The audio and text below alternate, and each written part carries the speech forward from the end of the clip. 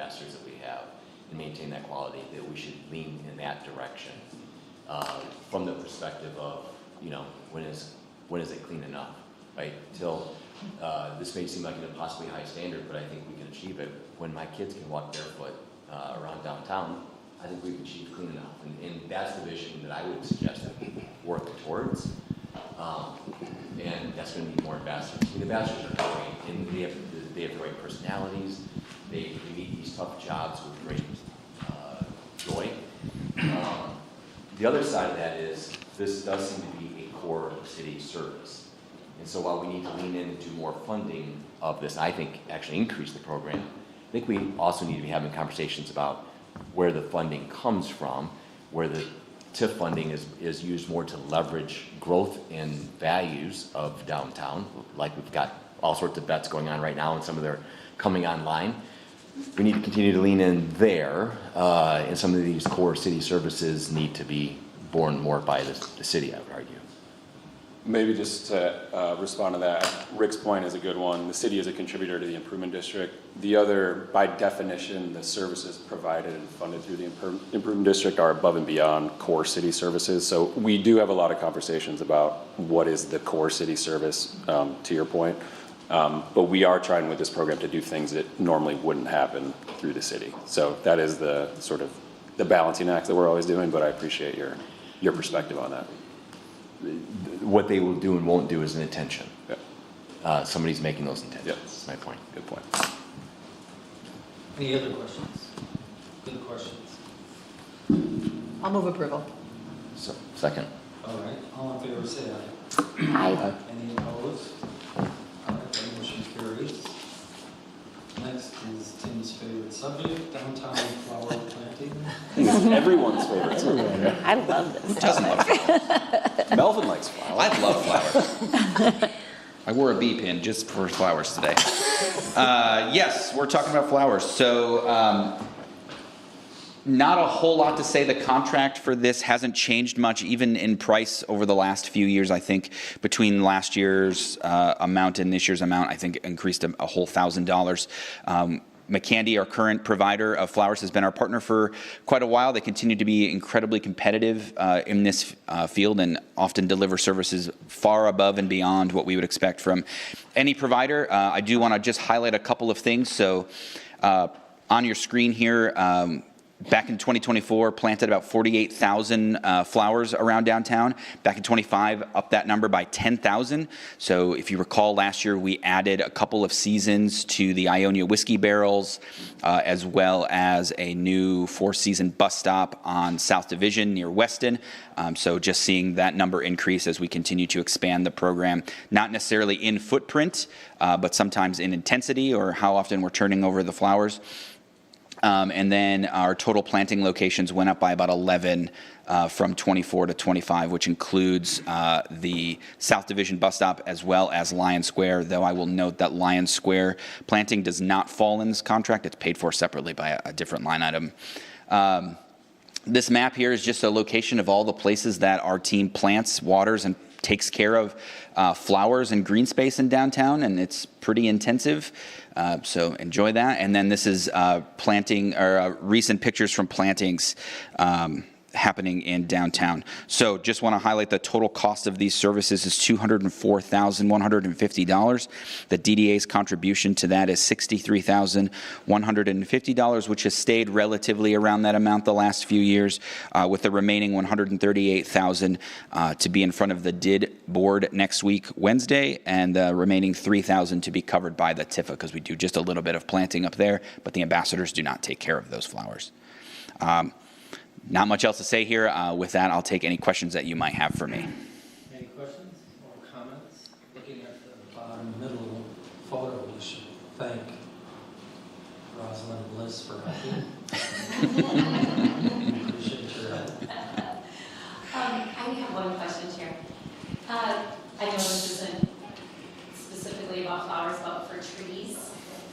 Did we already do the spring planting for trees? Because I've noticed like 5 tree wells that are empty. Oh, I wish there were only 5 tree wells that were empty. Yes, we are. I think we are wrapping up the spring planting right now.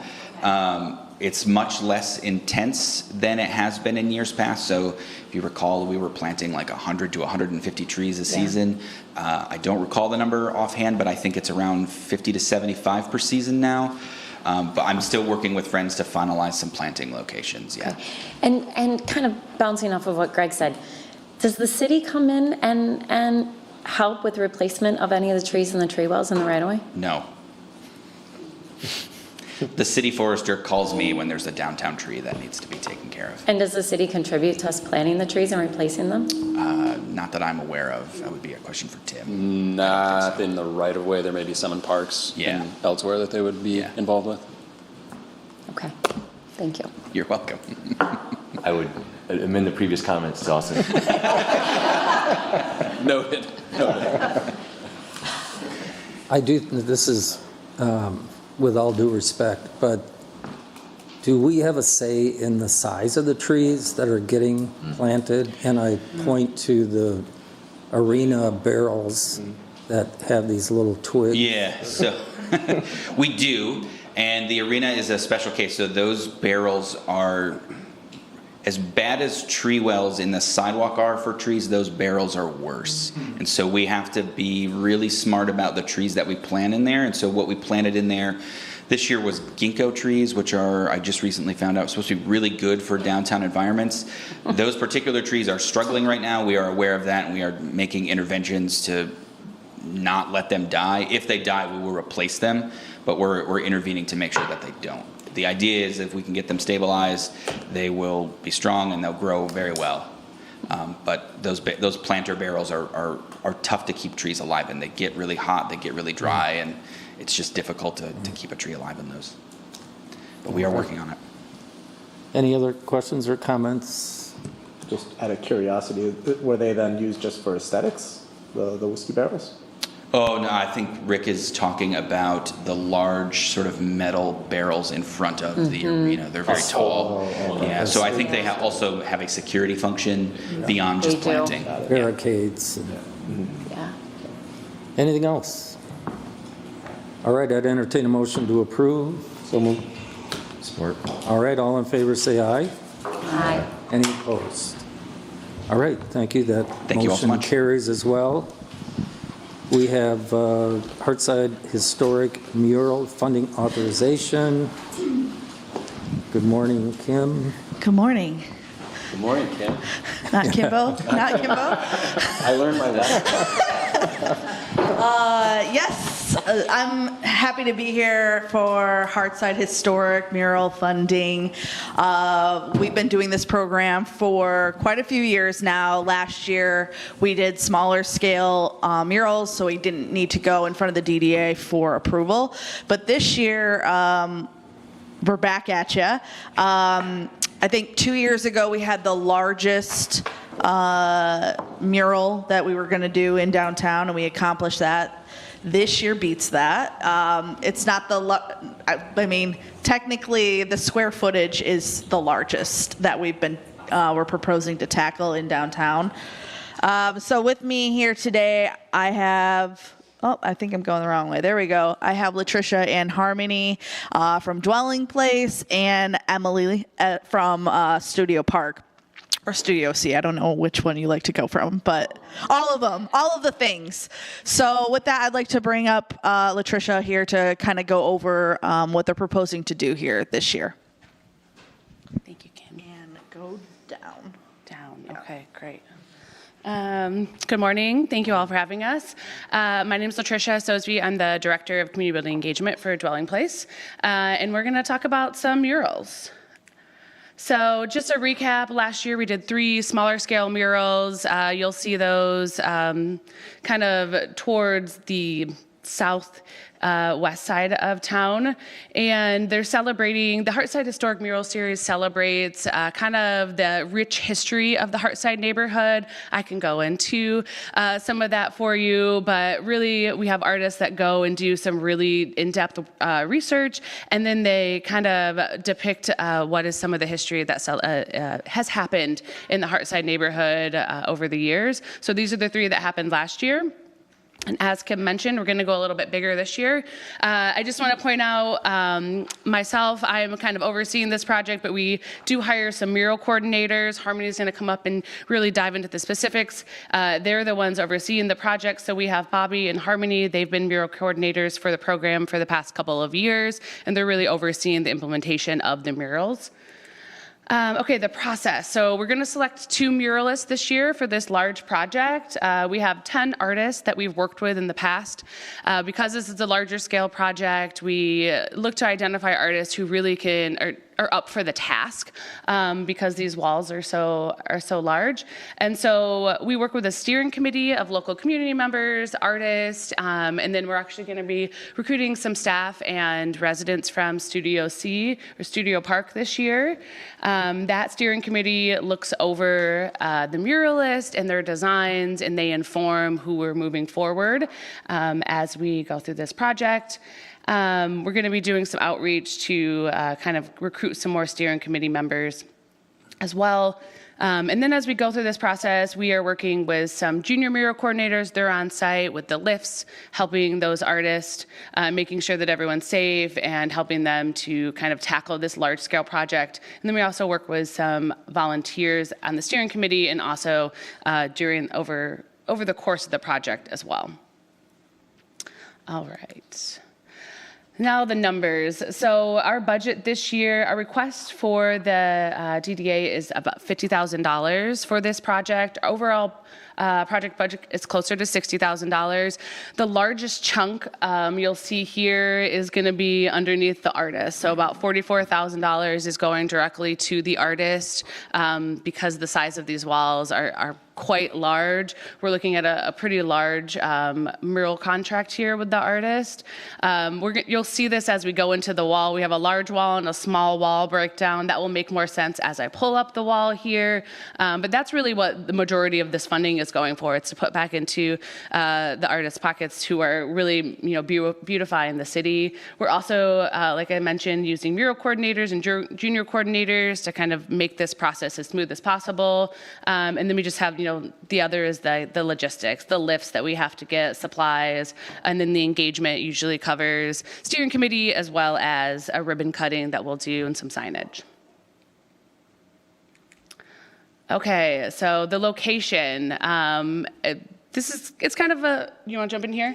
Okay, this is 99 Cherry. I'm going to hand it over to Harmony. She really has the details. Hey y'all, I'm Harmony Nguyen. I'm the mural coordinator, of course. So we are going to create what's called Entertainment Alleyway. And with funding from the DDA, we hope to activate the alleyway that sits between Studio Park and the Studio Park parking structure. This alleyway right now is a common walk area. There's an entrance from when you're exiting the theater. You can come down this alleyway, and you can also enter this alleyway from 99 Cherry. So as you're on this spot, not a lot of people might be familiar with it, I'm not sure, but it is kind of like the back end of the building. If you're coming off of the highway, off 131, you sometimes are facing this alleyway. So our intention is to cover all of the walls in the center here. So here's a rendering of the walls that we hope to paint. So the yellow facing walls, which are the south facing walls, those are the ones that you can see from Cherry Street. Those would be highlighting the theaters that we've had in Grand Rapids. And if you guys know, Grand Rapids has a really rich history of having theaters and multiplexes. And so we want to highlight the history that Studio Park has with the Lokes family and the Lokes Foundation. And so we would highlight theaters that were built in the downtown area. If you guys know, there's over, I think about 85 that have been built and demolished over the past almost 200 years. And we want to highlight the history of all of the different accomplishments that were completed in that time. On the red walls, that artist will highlight entertainers, performers, and musicians, actors that have came from Grand Rapids or impacted Grand Rapids entertainment in some way. The way that the alley will be working and how it will function is that the two art muralists will work very closely together. We will work with the steering committee to select artists that have similar styles that can also work cohesively. And this will be an alleyway that is literally a trip through time. If you start at the alleyway from the entrance of the theater, you'll go from present day and walk back into history. And if you come from the Cherry end, you'll go from back in the 1800s to present day. And so it's kind of a journey of the growth of the entertainment industry in Grand Rapids. As the mural coordinator, my role is to help also do the research and be the liaison between the Grand Rapids History Center and all of the local historians and the artists. And so we do sit down and work with them to pick and identify and highlight people from our communities that have strongly impacted our the way entertainment looks today. So if you guys don't know, there's tons of famous people that have come from Grand Rapids. Silent movie actress Violet McMillan. Jack Lokes himself was a very iconic man in building all the theaters that we had, especially restoring the Powers Theater. Musicians of all kinds like Anthony Kiedis. Other musicians that date back 50, 60 years, blues musicians and rock and roll as well. And so we want to highlight all of the creativity that has been birthed out of the city. I am going to have Emily come up and speak a little bit about the timeline and how we're working with Studio C to ensure that this project is their vision as well. Thank you. Good morning. Pleasure to be with you all this morning. I spent some time in this room as a member of the DID, but I don't get to see you all, so this is fun. I'm going to keep my remarks brief because I'm essentially here to extend our affirmation of this project. We were approached by Dwelling Place and this Heartside Mural Project more than 2 years ago, and art is exciting. And this is a huge project, and it's going to have an impact on our site. It's also a little scary, if you'll forgive me. There's a ceding of control of a major wall that's a piece of Studio Park. But I will tell you why we're excited about it. There is such extensive research that goes into this, and we're proud of our piece of entertainment history in Grand Rapids, but it extends way beyond that. And so even looking back into all of the things that have transpired in Grand Rapids and West Michigan and how that might play into design and art is just really exciting to me. And also, we opened Studio Park ahead of the pandemic, and so now there's a little bit more living into the site, and especially with the connectivity with the Acrisure Amphitheater and the downtown market and the bus station, this alley could potentially be much more vibrant of a pedestrian throughway to a number of these other sites. So those are some of the reasons that we're excited to participate. And really glad to have the whole Heartside neighborhood and some of our residents involved in the vetting of artists and conversations about that. I don't really have a lot more information, so I'll turn it back to you. So also with our timeline, we intend to complete this mural by the end of August and have a ribbon cutting by September. So if you're curious or want to participate in anything or have more questions, we do have a steering committee meeting coming up in June and July. Additionally, we want to ensure that this mural will follow city guidelines. So we will ensure that there's not anything with traffic devices or anything that looks like a street. We also won't be depicting specifically any individuals that might be tied to the endorsement or selling of Studio Park or Celebration Cinema. And then we also have a mural maintenance plan in place as well. Because this is over almost 3,000 square foot of wall, it is quite large. And so we will seal the wall with a graffiti coat. So that means that if somebody does tag the wall, it's really easy to remove. We also have seasonal mural coordinators and full-time staff that are available if any damage is done to the mural throughout the year. Our mural coordinators do an annual check of all of our murals. So Heartside Historic, we have 15 murals right now, and we maintain and do touch-ups on those or if any damage is done. We work with the ambassadors as well, and they inform us if damage is done, and we get out there and right away and fix it.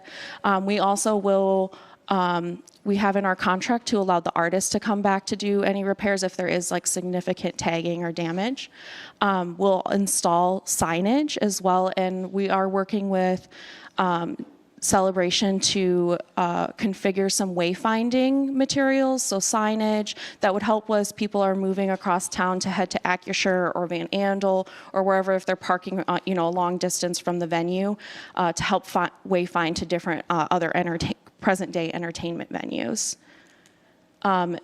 Some of the themes, and I just want to show you guys pictures of potential ideas and things that we want to include in the theater. So Jack Loke's Powers Theater is a big entertainment venue we want to highlight. The excitement and anticipation that came from when Powers Theater opened, including when the Lokes took over and did repairs and opened Midtown Theater. We want to highlight all that excitement as well as like the technology that the innovative technology that they were using at the time. There are, like I said earlier, tons of other entertainment venues that have existed in Grand Rapids. We're close to 100. We want to highlight places like Studio 28, which actually was the first multiplex in the world. And that's like a megaplex in the world, which is basically multiple movie theaters in one area. The Lokes family also did like staggered stadium seating, which is like a very standard practice now for entertainment venues. But we have lots of other theaters like the Majestic Theater, Princess Theater, Smith's Opera House. Entertainers, we've had tons of musicians that have came through the city and given life to the entertainment industry in Grand Rapids. As well as living icons, individuals that continue to create and impact the arts culture in Grand Rapids. So women like Carol Moore, who restored the Wealthy Theater, and actresses like Gillian Anderson, who went to high school here in Grand Rapids and actually performed in the theater programs at City High. So yes, thank you. If there's any questions or anything, we can answer those. Any questions? I think this is an exciting opportunity in time. I think I have an email back to JD and Emily when after the first year they opened looking to do a mural in the alley, and they were like, hold up, like give us some time. So I'm excited that, it's finally time to do this. And also it's a great connector to Acrisure Amphitheater. The Studio Park's done a great job of activating, like doing pre-party shows before. So they really jumped on board on activation initiatives. And this is a direct connection over to the amphitheater in that alley. So it's a great activation initiative. So before you, there is an ask to support this project this year of up to $50,000 out of FY27. Move approval. Support. All right, all in favor say aye. Aye. Any opposed? All right, motion carries. Awesome. Thank you very much. Awesome. Kim, you're still up? I'm here to talk about your favorite thing, winter. We love winter. We embrace all 4 seasons. Yes, that's right. So I'm here to do a little recap of what happened this past World of Winter and a proposal for this coming winter. So with that, little Bill's gonna get the little Bill. Sorry. Make that in the notes. Okay. Oh, sound is not working. Let's see. James, you got the sound? I thought I had this.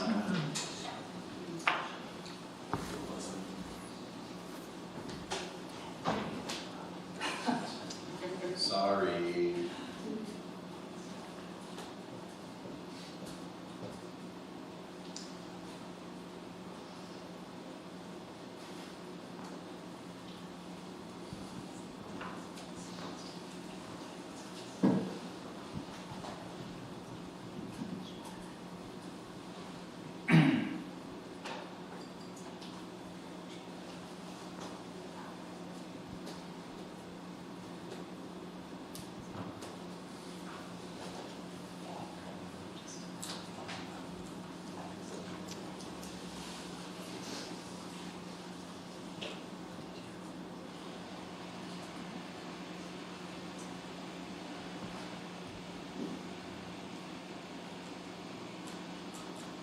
We can send it out after. Okay.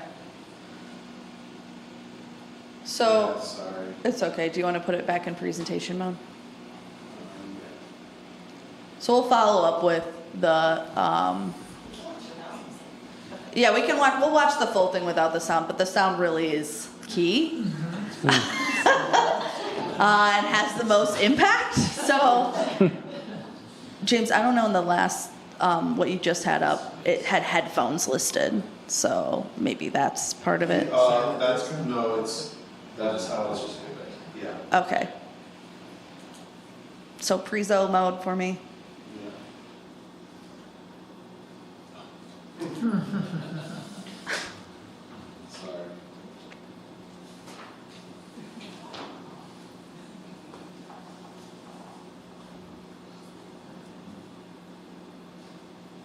It's a beautiful video.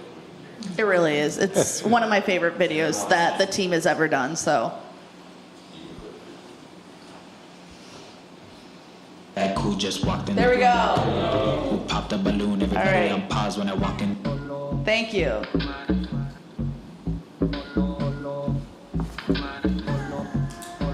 Kaboom. When I walk in the room, everybody like who just walked in the room, like who popped a balloon, everybody on pause when I walk in the room. Kaboom.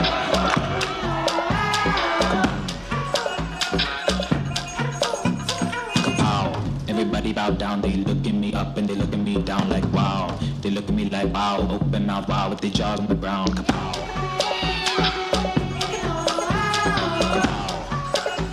Kaboom, kapow, I nuke 'em, knock 'em down.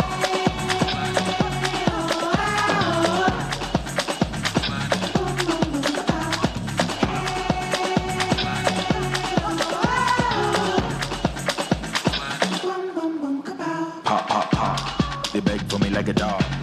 They pray to me like a god. Let them know on the night call. Shut up on the mic song, why? Cause I'm not done. I got some, bruv. You whine cause you got none. I'm not the one, I'm not the one, I'm not the one. I'm always the last one standing. Always the last one standing. Always the last one standing. Always the last one standing. Boom, kapow, I nuke 'em, knock 'em down.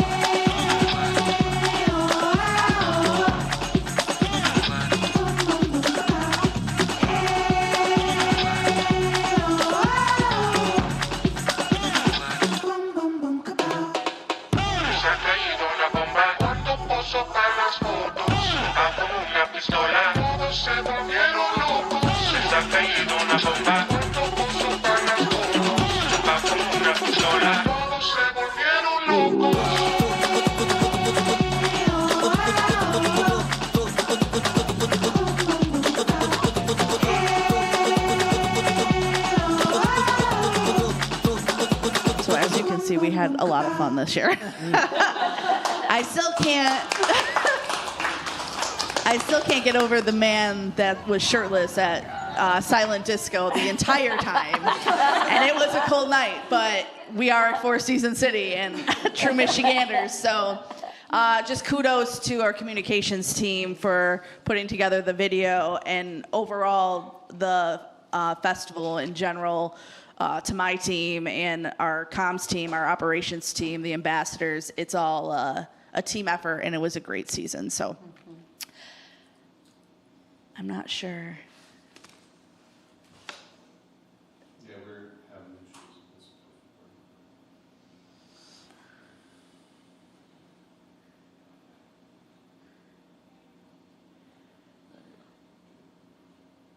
Okay.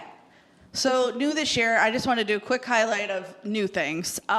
We did an artist mixer, and this was a great way for our traveling artists from all over the world to connect with local artists and give them kind of a kudos and build momentum and connect with each other.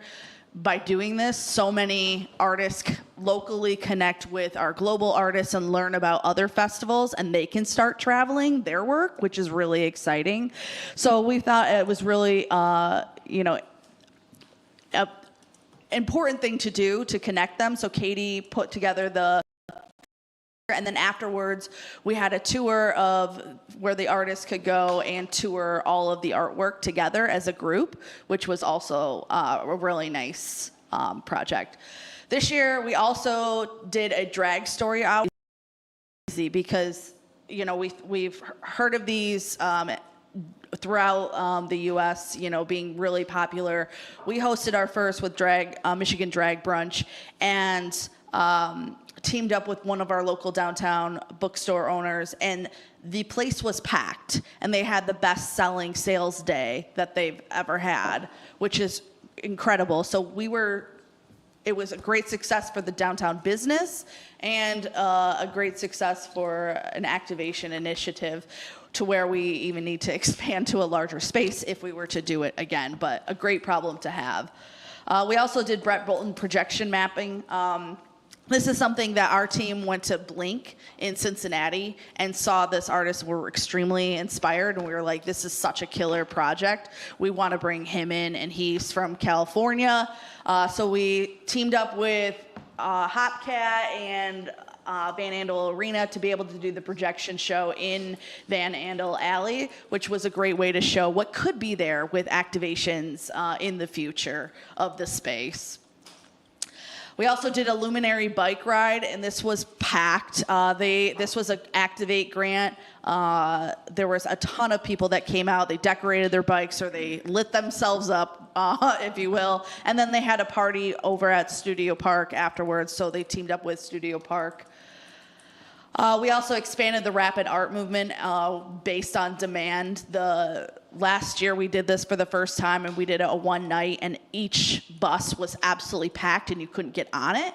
So we expanded it to 2 days and brought in various artists to activate the buses, which is always really fun. This is just some of our traveling art that was hosted here. These are some of our local artists.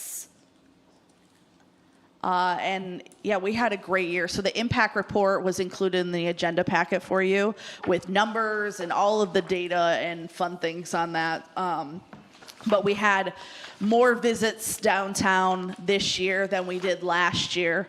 And I would like to credit that not just to World of Winter, but all the great activities going on at DeVos Place and everything else going in downtown. So it's just a happening time in the winter downtown, which is such a drastic change from what we used to have, 10 years ago. So it's exciting to see the change in our downtown. So happy to answer any questions on impact and recap stuff. Any questions? Yes. Just a comment, Mr. Chairman. A couple of months ago, we had a conversation about a parking lot, and I was excited because it was like a 200% return on the investment. There's like a 9,000% return on the 400,000 that's recommended here. This is the type of win we ought to be celebrating and highlight. We should have like DDA awards for best ROI, and this seems to be a huge. I know there's a team behind you, but thank you. Mm-hmm. This is huge for our community. Created over 300 jobs. Thank you, Greg. That's helping people, so thank you. Over multiple months. Yeah, multiple. I mean, it's definitely a long festival. It's a big haul, but it's the rewards there for our community, and it's, I think getting out there and freezing our butts off, like I'm speaking for my team, for hours to set the thing up, and then, but to see the faces, it's the rewards right there when you see like a little kid just more than happy. So you're creating memories, and that's really impactful for us as a team. So thank you for this support. Any other comments or questions?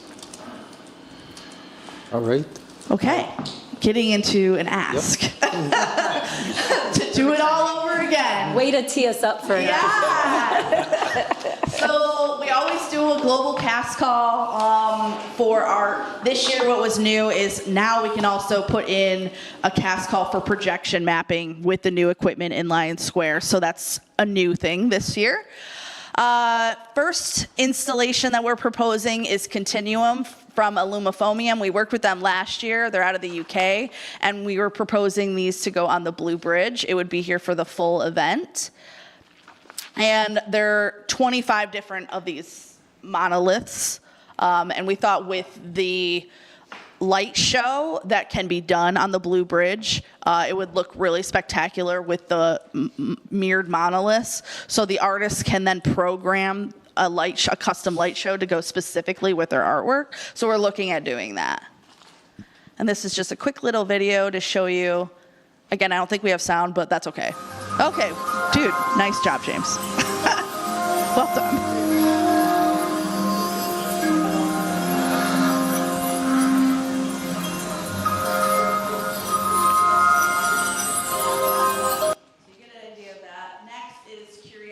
From Amigo and Amigo out of Australia. We're proposing these to go at $555 for the full event. One of the things that we heard last year is, people want more interactive installations, and each year is different what we get proposals. So this year we were able to really accommodate that. These are a bunch, we've had teeter-totters before, but they were pretty basic compared to these installations. These, when you move, the ice also moves, so they're very fun.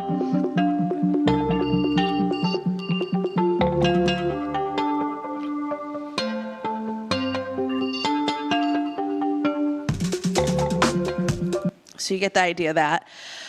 Airship Orchestra is from Ines. This is a company my team and I have been wanting to work with for years, so we're very excited to receive a proposal from them. We've always had inflatable installations, but we've never had inflatable installations like this. These are digital, so the eyes that are in these installations actually blink at you, which is really fun and unique. There we go.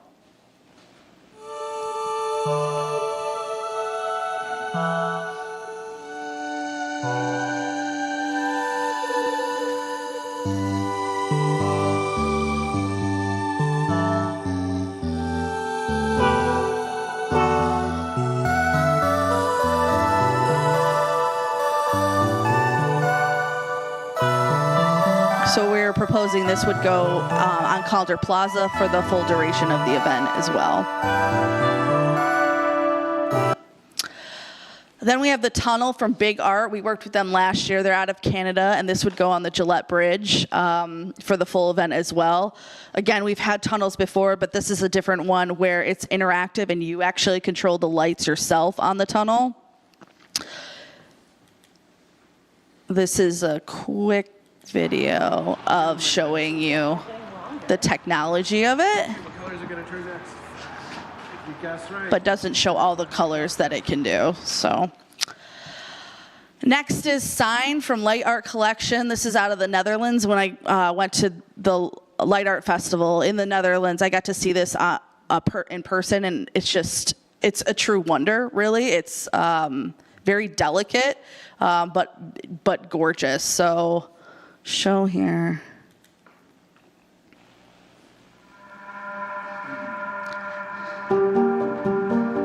This we're proposing to go to the newly renovated and not quite yet finished Canal Park and or the Presidential Museum. So we're figuring out, it depends on electric and availability, but we're working on those two locations, and this would be here for the full duration as well.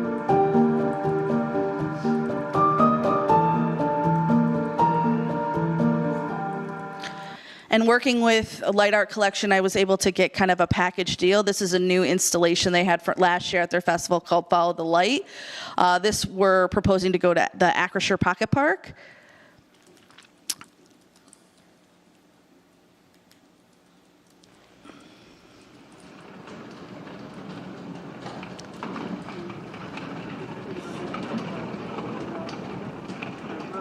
So this reminds me of like when you're playing pinball and the ball's like shot back at you. Like it's that kind of technology, but to a much larger scale.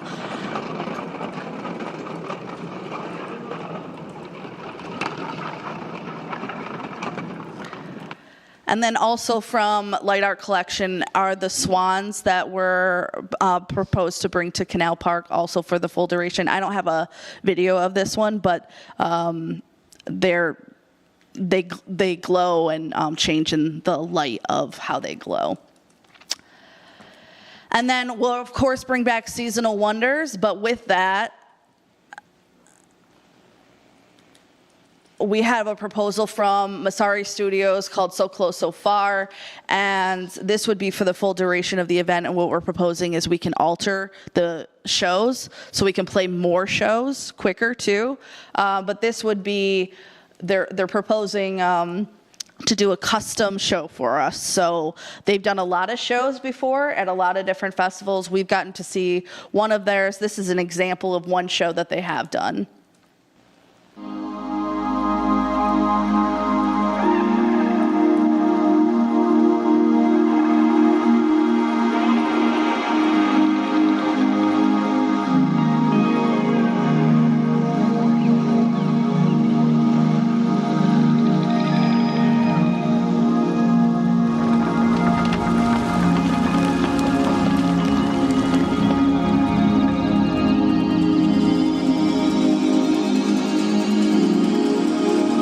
So you kind of get an idea, but that it would be a custom show specifically for Lions Square, and our team would work with them on that creation. And then this is just a snapshot of last year and how bitter cold it was, but with you, or in front of you today is a proposal to support all of these traveling installations that would be here for the full duration of the festival, not to exceed $420,000. And happy to take any questions that you might have. Any other comments? Yes. Sure, I just have a question. Well, one, your team is amazing. I have loved watching World of Winter come to life and grow every year, and loved all of them. This was such a fun past year. Thank you.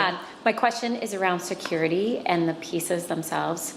Yeah. Remind me what we do to make sure that these pieces are safe while they're here so that they don't get damaged.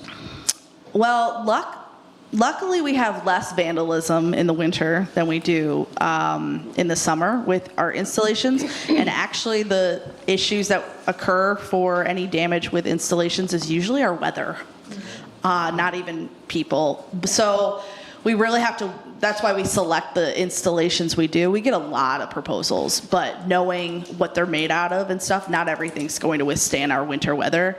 So that's one thing we really have to work with each individual artist on, and sometimes they even custom change their installation. Like one of these, this year they'll be changing how it's built to amend to our winter weather, because a lot of these are from, Australia or Thailand. Some of them look fragile. That's what made me think of it. I was like, ooh. So that's why we also, a lot of them are meant to be interactive, right? And some are not to be jumped on. So we put fencing or rope around that, and we put signage up as well to adhere to that, make sure people are not going in and jumping on things they're not supposed to. But some of them are definitely meant that way. So each one is a unique beast that we have to take into consideration, and our team is checking daily. Our ambassador team's out there, my team's out there. We also have security for various installations depending on their requirements from the artist. Great. Does that help? It does. Thank you. Thank you. Any other questions? I'd entertain a motion to approve. So moved. All right, all in favor say aye. Hi. Any opposed? Everyone loves World of Winter. Yeah, save the Motion dates. carries. Thanks, Kim. Thank you all. You can leave it up there. Okay. Mr. App. Next is Thank you. Downtown Retail Partnership. Down. Mr. App. Okay. Good morning. Hi, everybody. Two things before I start. Melvin, I like flowers too, just for you. I also would say that the mural that was just approved is probably the second largest mural in the city, and I only say that because I spent 6 weeks on the side of Kendall putting that mural together, which is 91 feet by 94 feet. And so I also had the artist at my house. It was a bad 6 weeks, but it was a cool result. When Tim and I talked about what we were going to talk what I was going to talk about when I came and spoke with you today, what I did was I kind of reflected and went through some of the different neighborhoods that are through the city, and I'm happy to say that this number is actually a little long. 63 businesses have been brought in the 6.5 years that I've been in part of this job. We have 6 that are that are going to be opening over the next few days, and I'm actually I'll be highlighting those in a minute.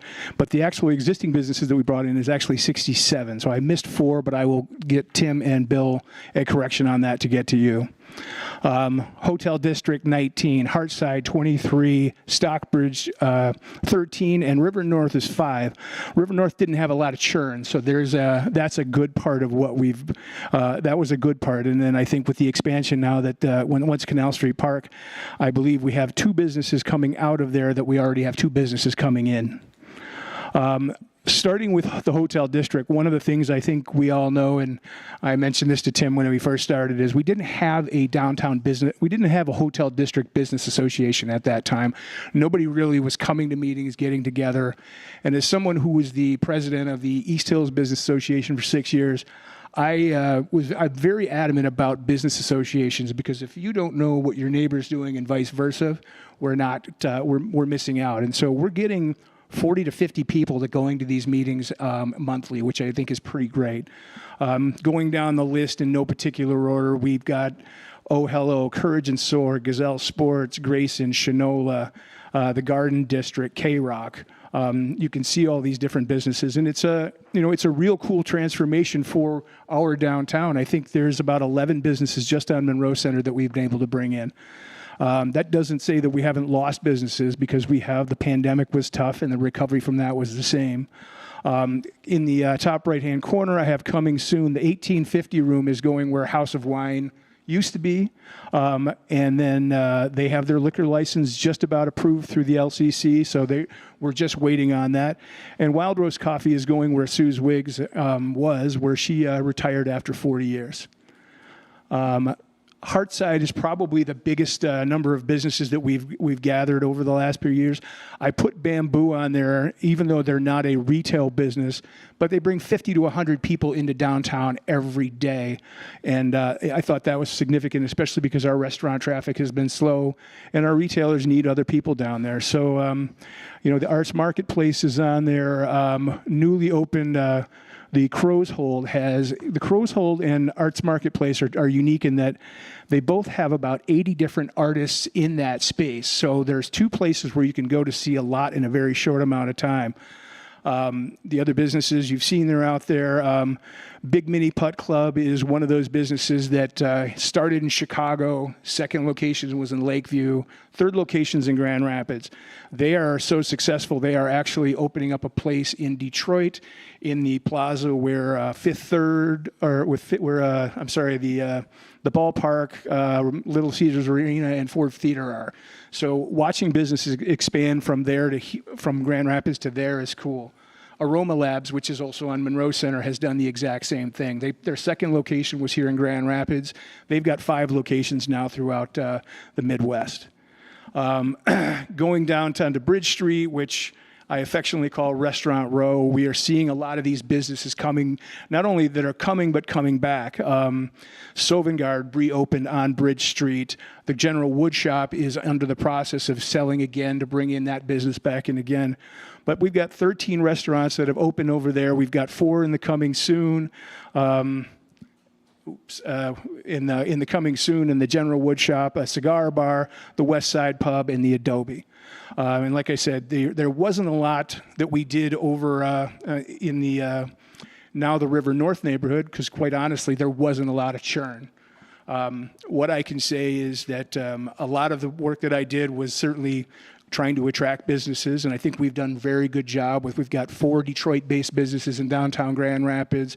We've got Indianapolis, we've got Chicago, and I've had 3 different Detroit retailers come here in just the last 3 months, as well as someone from Traverse City.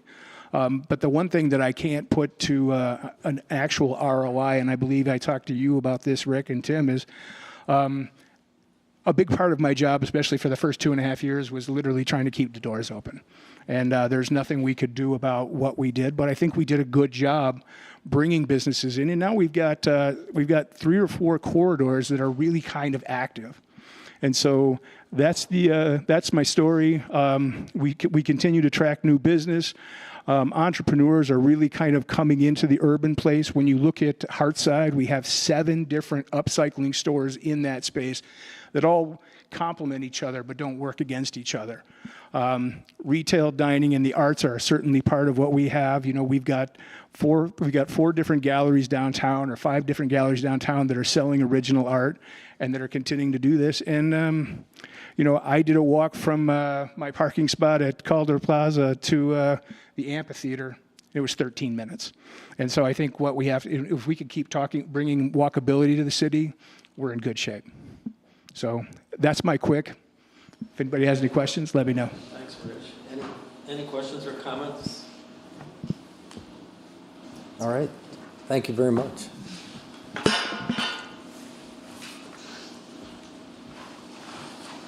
Next is Mel Trotter's storage program review. Good morning.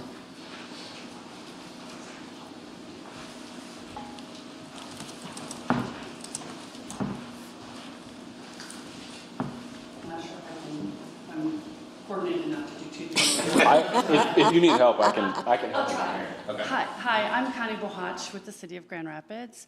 I'm Senior Managing Director of Community Services, which includes community development, parks and recreation, code compliance, indigent defense in the 61st District Court, and our community's children, which some of you may know the youth development programs that they run, including Grow 1000.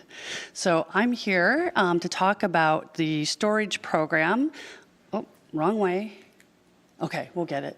And to offer you a great partnership opportunity as you are just going through funding requests. This is also going to be a funding request, but I think Tim's going to tee it up in a more general concept in terms of what the gap is that we have for the program.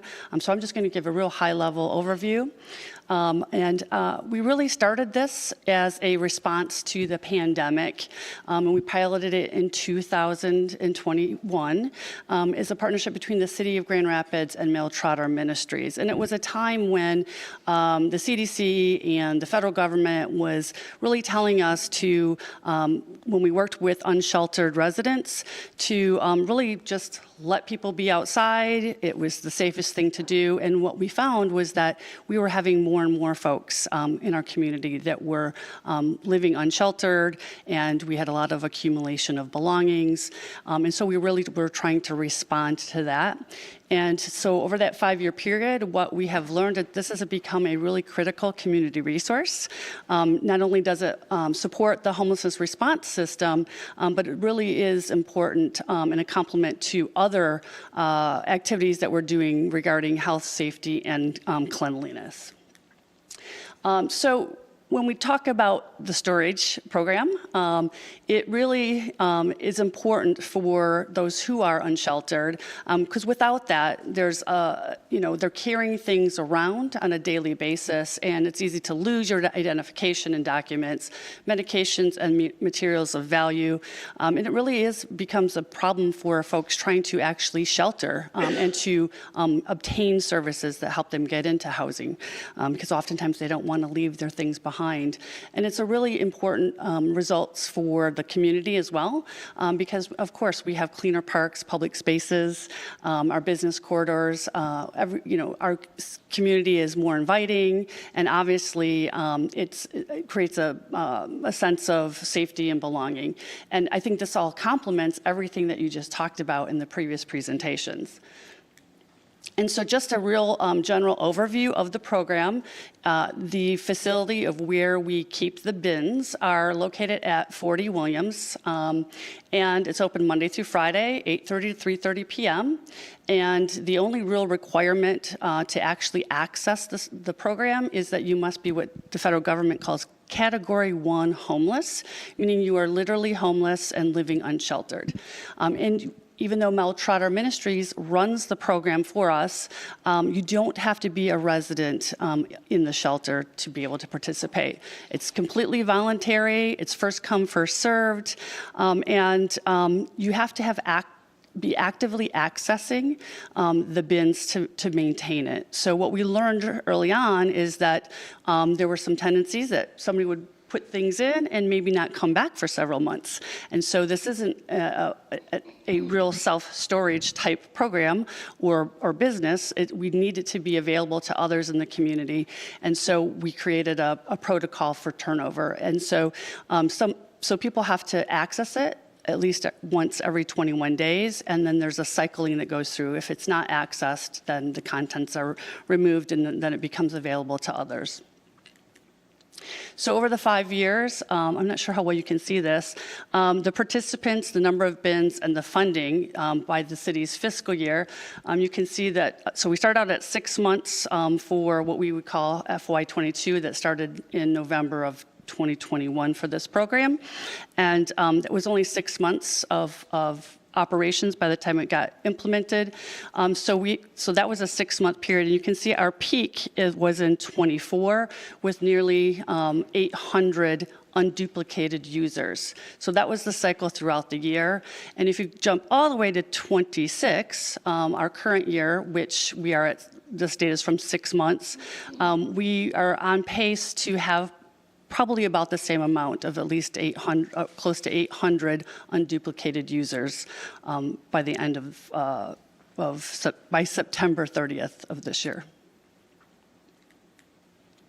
And so some of the things that we learned over that 5-year period is that, well, we have over 2,800 unique individuals, users of the service since we started in 2021, and that there's been a consistent demand, as you saw in that graph. And we have started with 158 bins, and we are now at 265 bins, which is the capacity for the program. So that's the max that we can offer, and it's all used. But what we have learned is that it really improves a participant's ability to obtain and retain employment and receive support services. And that's really important too, is how it complements new ordinances that have been put in place in the city since 2023. And it's estimated that 10,000 pounds of personal property is being held off the streets and safely stored, as opposed to being with an individual as they're living unsheltered. And the cost per participant, when you take that into consideration, really continues to create a strong community value. So the annual program cost is a little over $200,000. It's for 2 staff positions that are there on a daily basis, helping to, or checking the bins in and out. The city has covered that, and there's $18,000, which is actually rent paid to WMU because it's their building and facility. And the city has covered that $200,000 for the last 5 years. And Mel Trotter Ministries has actually supported some of the, the utilities and the program supplies, some of the basic things that are needed there. So for FY27, we are $100,000. We have a funding gap of $100,000. The city of Grand Rapids committed $100,000 in its FY27 budget that starts July 1. And Mel Trotter Ministries will continue to provide the support that they have been providing in terms of not necessarily the cash contributions, but the work that they are continuing with the supplies and the utilities. Our timeline is that this existing contract ends September 30th, and we're looking to renew that and get into a new contract starting October 1. And the gap in the funding is really needed to maintain staffing capacity, hours of operation, and the levels of service that has been provided. So from there, I'm happy to take any questions. And I just want to mention that we have a representative from Mel Trotter Ministries who's here, Sean Tanthias Moody. He's here if you have any questions regarding Mel Trotter. And Tammy Vincent is the city's homelessness coordinator with the city of Grand Rapids. So she's here as well. Any questions or comments? Chair? Yes. Sorry, I have a comment and a question. Just to give a little more insight into the background of this. First, Connie, thank you for your work. Really appreciate you. When the city, when we passed the ordinances, specifically related to limiting the amount of personal items in public spaces. When we were working with our city attorney on that ordinance, it was clear to us that the city would be open to liability if we didn't have a plan on where to take and store safely those belongings, that it would be considered a taking if we didn't put them in a place and store them and work with the individual to have access to them. So I do want to put that in context too. That was a pretty significant community effort to add some strong language to our ordinance to address some of the concerns that were being raised, especially by business owners downtown. So I guess my follow-up question to that is, I have to assume that if the city doesn't fund this and it goes away, it opens the city to liability regarding that ordinance. So I'm curious about that, if that was talked about with the city attorney and commission. And then my second question is, I'm pretty sure this has been paid for with ARPA funds, federal dollars, so city general funds haven't gone into supporting this program up until now. Until now. And so this year, it's general fund dollars, Yes. not ARPA dollars? Correct. So Correct. that's the switch, and that's why Right. the city is asking for partners? Yes. Okay. So let me just, so I guess some clarification. So I appreciate that because the ordinance that's being referenced took effect in 2023. And so I look at this as complementing that and providing an opportunity for individuals to not have to have enforcement action taken upon them because they are able to put their stuff into storage in advance of having the ordinance, because they might be somewhere downtown and have too many personal belongings around them. So that ordinance then would make them get into compliance with how much content you can have around you and in the location. And then what we do is we take that, if they're in violation, those materials get removed and taken to a different location. It's not this facility, someplace else where we hold it and they're able to come and get it. But at the end of the day, if they come and pick it up, where are they going to take it? So it really is a complement. But you are correct in terms of there is some liability that we had to have some solution. So but it's being held for a short period of time in another location. And we're still doing that? We are still doing that, yeah. But again, I think it That's complements one another Yeah. and helps support that. Yeah, thanks, Connie. And yes, the remember that ARPA now. dollars are gone.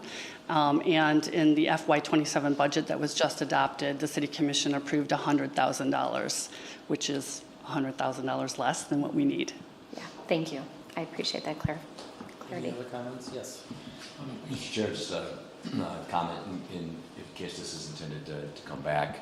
I would have pretty significant reservations about using public dollars to fund this sort of subsidy for the unhoused population. Roslyn uses the term takings, so it's an interesting juxtaposition of takings, tax dollars, which is a takings, for a specified select group, and I think it's an inappropriate use of the TIF dollars that we're in charged with. In sort of a classic case that I think is rife in West Michigan of confusing empathy and compassion. I don't think anybody lacks the goal here to help this community, but I think it's inappropriate use of public money. So just sharing that for the team's estimation for if it's brought back. Who else are you going to ask? So there has been some soft requests to some philanthropic entities, but no commitments made. Any other questions? Yes, please. Curious if you could provide some insight into, the city knows what the funding need is and then approved half of that. Just curious if you have any insight as to what the discussion was. I'm sure it's publicly available, but I haven't accessed that. I think, and former Mayor Bliss could probably really answer it much better. But when we do our budget process, this is coming from the general operating fund reserves, and there's a lot of competing interests, just like you are, doing here today and making those decisions. And so it's weighing those out, and the City Commission highly supports this program. But when it came down to the full budget discussion and allocations, they wanted to keep supporting it, but didn't have the ability to fully support it in terms of other priorities throughout the city. Anything else? All right, thank you. Thanks. Executive Director report, Mr. Kelly. Yeah, I will go quick. I think a few folks got to leave in the 10:30 meeting, so just a couple of quick highlights. This had a lot of ribbon cuttings the past few weeks, given the season, so I think a lot of us were at the Whitewater water breaking, as they call it. 111 Lion also had a great celebration, opening up that new project and new units to downtown residents. On Monday, a few of us, including Rosalind, and Member Bliss, I should say, were at the ribbon cutting for the child care facility at Central Station, which was a great event. So, new child care facility opening up down at Central Station, which you all helped support. So, thank you for that. The topping off ceremony happened over at the Amway Soccer Stadium a couple weeks ago. So that continues to move along. So just a lot of things to celebrate, not least of which was the opening of the amphitheater, which was only, I think, 3 weeks ago, but feels like a long time. But for anyone that was at that or has been to a show since, it's a magnificent facility and just, I think, a great addition to the downtown environment. The Riverwalk, for anyone that's interested, this continues to move along, so we've added trees, the pavings are going in. The Pocket Park is now open, the river portion will be open, what you're looking at right now will be open July, and then the southern phase 2 will be open before the end of the year. So a lot of work still continues over there, but the facility is looking great. One other groundbreaking to highlight for you, just north of the DDA boundary, but kind of leads into it, the Leonard to Ann trail construction. There's a groundbreaking for this next week. So more projects are happening, more construction happening, all for the sake of progress. And then just wanted to highlight some activities. Busy time over at the Les Conchas futsal courts. We have some programming going on with the Y throughout July. So working with their programming to have open soccer on Wednesday evenings. World Cup, for anyone that loves it, starts on Thursday. There's a public viewing on the 19th over at Les Conchas, and prior to that, there's a block party soccer tournament, and then the West Side Wednesdays will continue throughout the summer. And then last but certainly not least, our programming at Rosa Parks continues throughout the summer. So those are every Thursday. That's what I got. A few things going on.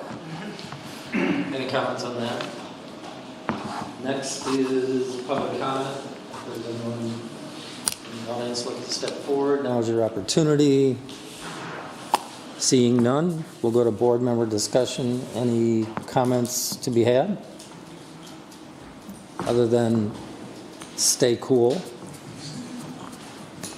All right, we are adjourned. Thank you.